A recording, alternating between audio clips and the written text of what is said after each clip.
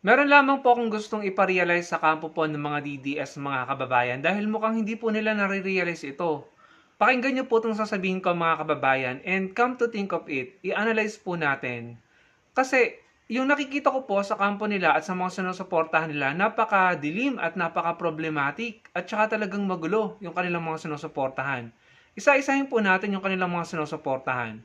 Si Duterte nakakulong, si Kibuloy nakakulong, si Alice Guo nakakulong, si Bong Revilla nakakulong, si Tebes nakakulong, yung Pokis ba yun? Yung dating sundalo, nakakulong. Kung hindi ako nagkakamali kasi naaresto siya. So, yung mga sinusuportahan nila, nakakulong, may mga kasong kinakaharap at mukhang in my opinion ha, malakas yung kaso laban sa kanila na maaari sila mahatulan ng guilty.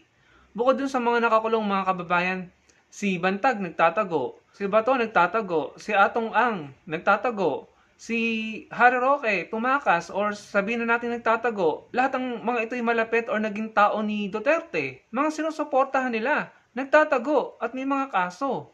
Bukod doon, si Sara Duterte may impeachment complaint. May kaso sa ombudsman if I'm not mistaken. May kaso din sa DOJ. Ganon din yung asawa niya, si Mans Carpio. Kung di ako nagkakamali, sinampahan din ng kaso ni Senator Trillanes sa ombudsman or sa DOJ. May kinalaman sa magnetic lifter. Ganon din si Pulong Duterte. May kaso dahil dun sa insidente sa bar at saka sinampahan din ng kaso ni Senator Trillanes sa Ombudsman and DOJ if I'm not mistaken. And then itong si Paeldon, nadawit din dun sa kaso na isinampa ni Senator Trillanes na may kinalaman nga po dun sa pagpasok ng mga bilyong-bilyong halaga ng pinagbabawal na gamot na nasa magnetic lifter. So nakikita niyo po mga kababayan, may nakakulong, may nagtatago, may tumakas, may mga existing kaso at complaint. Hindi po ba problematic yan? At saka ang dilim-dilim, no? Ang gulo.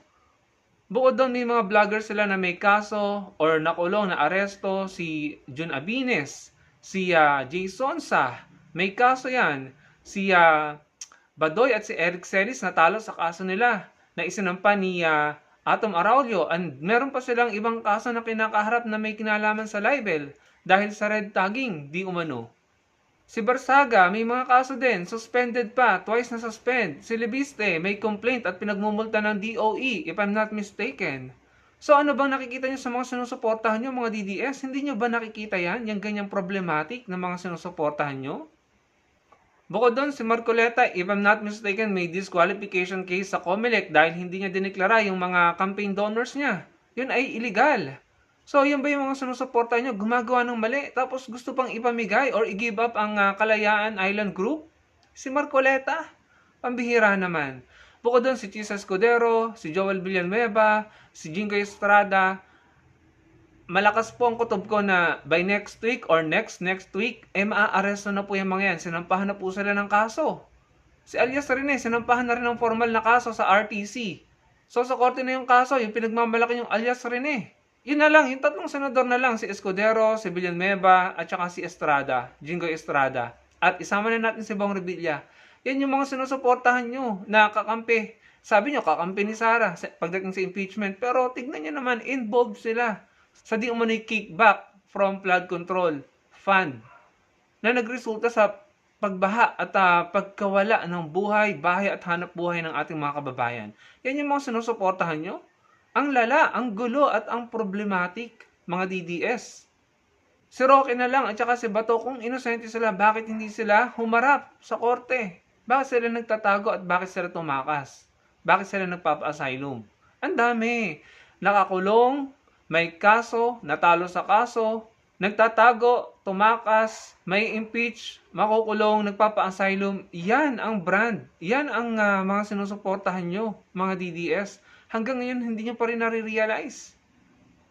Tapos galit na galit kayo dun sa mga taong nagtatanggol sa Pilipinas, sa West Philippine Sea, mga walang kaso at walang mga pananagutan sa mga Pilipino. Doon kayo galit at suportado nyo yung mga may ginawang mali at kasalanan sa mga Pilipino na mga nakakulong na. Ay talagang baliktad ang nangyari sa inyo. Bakit kayo nagkaganyan? Kayo mga kababayan, kayo na lamang po ang humusga. Tama pa ba na magpatuloy pa silang sumuporta sa mga sinusuportahan nila? Ganong kitang-kita naman natin, evident, na problematic at may mga pananagutan at may ginawang kasalanan sa mga Pilipino. Tumakas na nga, nagtago na nga eh. Imagine, nakakulong, makukulong, May kaso, natalo sa kaso, tumakas, nagtatago, nagpapa-asylum, mai-impeach, ay, you name it. Lahat na lang mga kababayan, lahat na lang nagpapakita ng signs and symptoms ng pagiging makasalanan sa mga Pilipino na sa mga sinusuportahan nila. Tapos, feeling nyo, kayo pa rin yung tama. Feeling nyo, kayo pa rin yung nasa lugar. Ay mga kababayan, kayo na lamang po ang humusga. Hindi ko na po talaga maintindihan ng mga DDS na yan.